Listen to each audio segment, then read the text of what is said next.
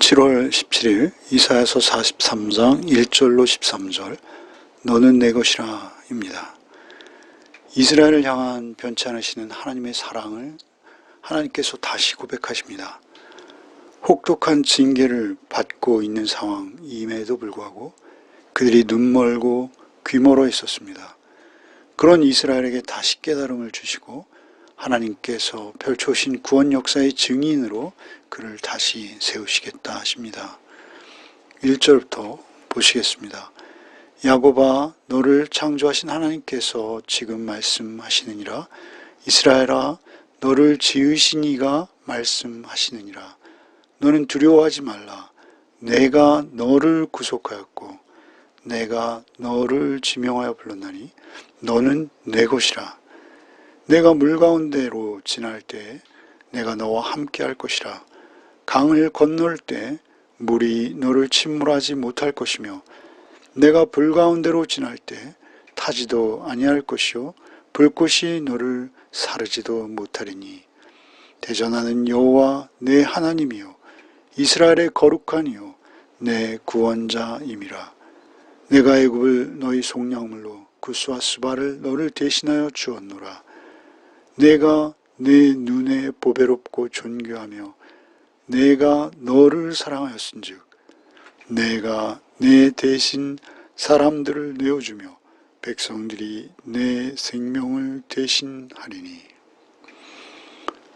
이스라엘을 향해 책망하시던 상황에서 이제 사뭇 다른 밝고 희망찬 선언으로 바뀌고 있습니다. 하나님은 변치 않는 사랑을 다시 밝히십니다. 야곱아 부르십니다.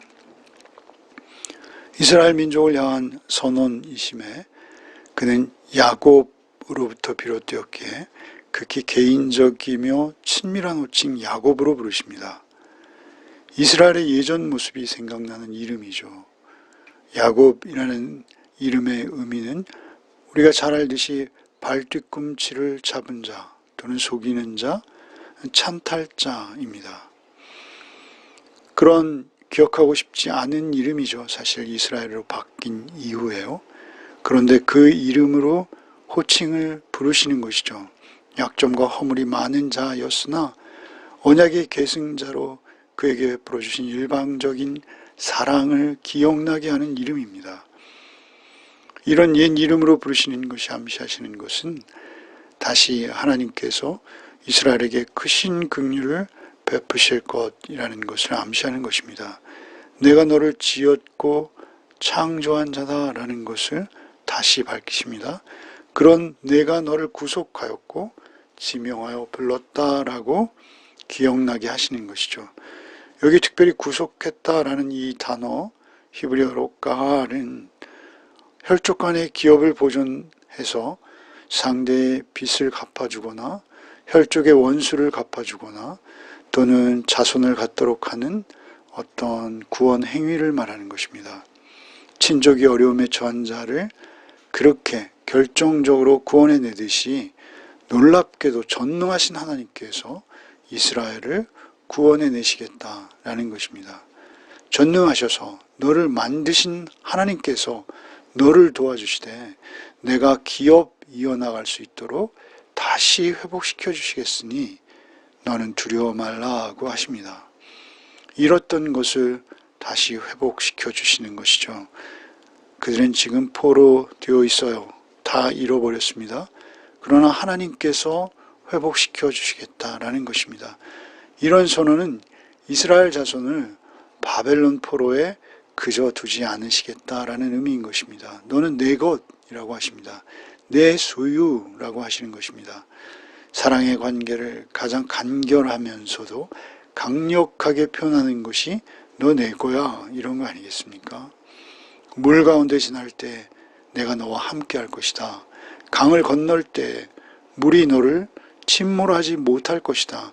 불 가운데 지날 때에도 타지도 않고 불꽃이 너를 태우지도 못하게 할 것이다. 선언하시는 것이죠.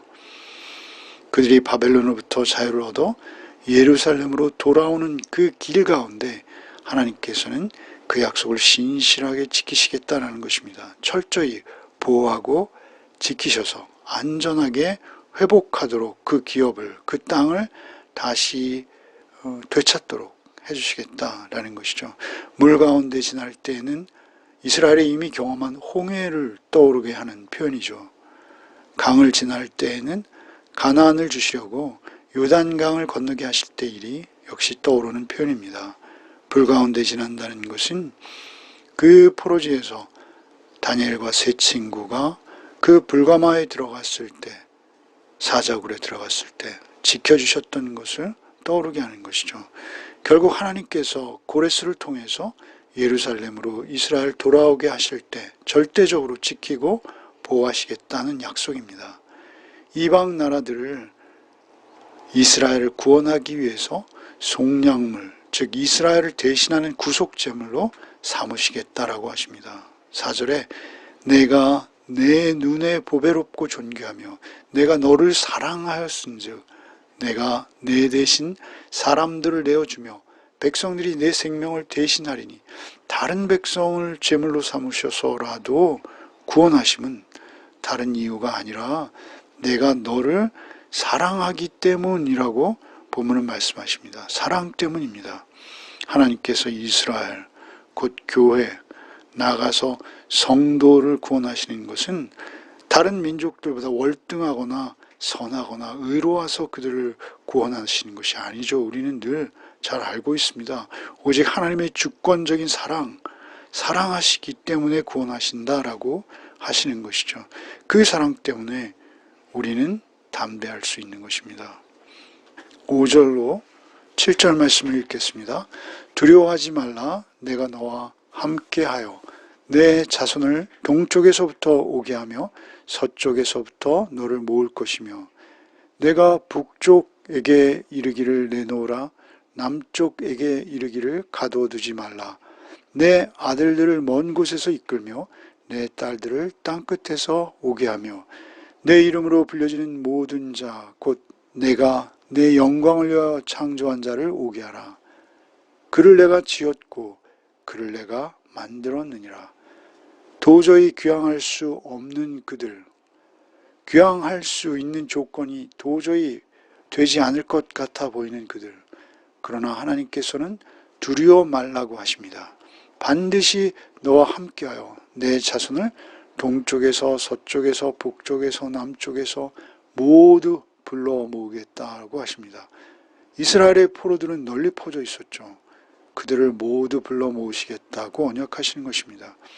또한 종말로는 세계 만방에 흩어진 교회와 성도들을 모으실 때가 있을 것이다 라는 말씀이기도 합니다. 7절에 내 이름으로 불려지는 모든 자들이라고 하십니다.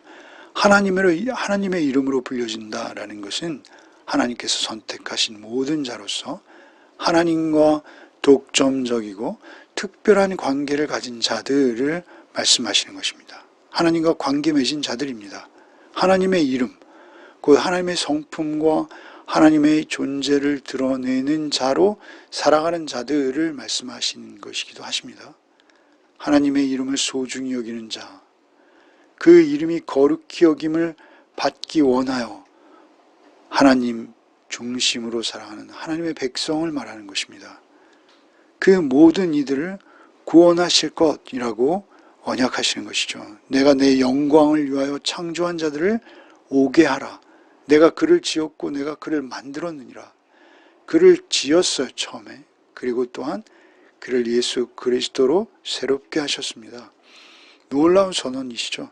내가 그를 창조하였고 내가 그를 지었고 내가 그를 만들었다. 3번씩 반복하세요. 내 것이기에 내가 구원하고 내가 반드시 회복시켜 영원한 나의 백성으로 삼으실 것이라고 선언하시는 것이죠.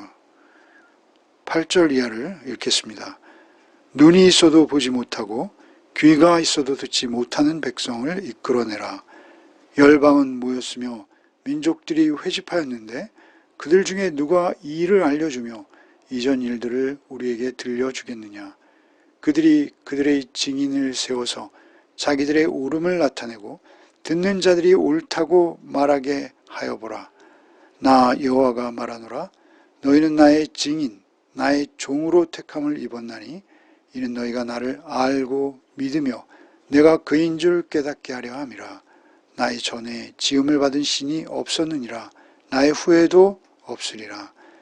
나 곧 나는 여호와라. 나 외에 구원자가 없느니라. 내가 알려주었으며 구원하였으며 보였고 너희 중에 다른 신이 없었나니 그러므로 너희는 나의 증인이요 나는 하나님이라. 여호와의 말씀이니라. 과연 태초로부터 나는 그이니 내 손에서 건질 자가 없도다. 내가 행하리니 누가 막으리요. 안타깝게도 이스라엘은 눈이 있어도 보지 못합니다. 귀가 있어도 듣지 못하는 백성들이었습니다. 그들을 법정으로 이끌어내라고 하시는 것이죠. 열방이 모여 있는데 그들에게 이렇게 될 것을 이미 알려준 자가 있는지, 이런 일을 알려준 자가 있다면 증거를 제시해라 라고 명령하시는 것이죠. 무리가 듣고 수긍할 만한 증인이 있거든 말하게 하라라는 것입니다. 있을 수가 없는 것이죠. 있을 수가 없다는 것입니다. 나 곧 내가 여호와이며 나 외에 구원자가 없음을 깨닫게 하려는 것이라고 말씀하시는 것입니다. 이스라엘의 영적 무지를 책망하거나 민족들의 우상 숭배를 고발하려는 것뿐만이 아니라 그렇게 고발하는 것이 목적이 아니에요. 오늘 본문에는 그들에게 깨달음을 주시려고 하신다라고 말씀하십니다. 소송의 목적은 처벌이 아니라 단지 깨달음을 주시려는 것입니다. 내가 그인 줄 깨닫게 하려 함이라 라고 말씀하십니다. 너희 중에 다른 신이 없다라는 것입니다. 나 이전에 내가 만든 신도 없을 뿐 아니라 이후에도 신 같은 것을 만들지 않을 것이다 라고 하시는 것이죠. 하나님만이 독보적인 신이요 참 신이요 유일한 신이요 구원자 되심을 선언하시는 것입니다. 법정에 불려온 우상들을 섬기는 민족들은 분명히 알아야 하는 것이죠. 또한 12절에 내가 미리 말했고 말한 대로 구원했으며 이렇게 일러준 신이 나 말고 너희 가운데 없기에 너희는 내 증인이 되어야 한다고 또 말씀하십니다.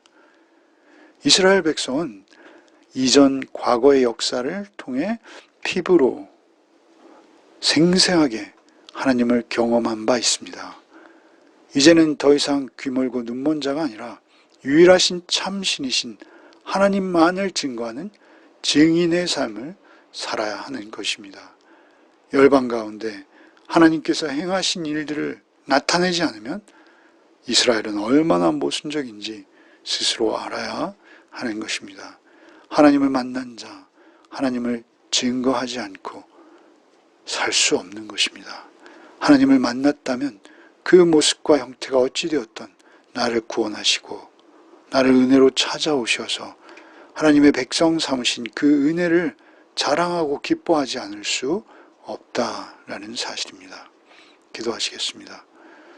주님, 오늘도 이스라엘에게 베푸신 구원의 은혜를 묵상하게 하시니 감사합니다. 주님께서 죄인인 나를 사랑하셨고 찾아오셔서 십자가 구속의 은혜를 알게 하셨습니다. 그 신비한 구원의 사랑을 다 알 수는 없사오나 오늘도 오직 그 사랑을 힘입게 하여 주옵소서. 오직 주의 은혜만을 바랍니다. 어떤 세상의 유혹도 우상의 유혹도 이 사랑에서 나를 끊을 수 없음을 고백하는 하루가 되게 하여 주옵소서. 오늘도 오직 그 사랑 경험한 자답게 그 경험한 자로 살게 하셔서 그 사랑 흘려보내는 자로 서게 하여 주옵소서. 예수 그리스도의 이름 받들어 기도하옵나이다. 아멘.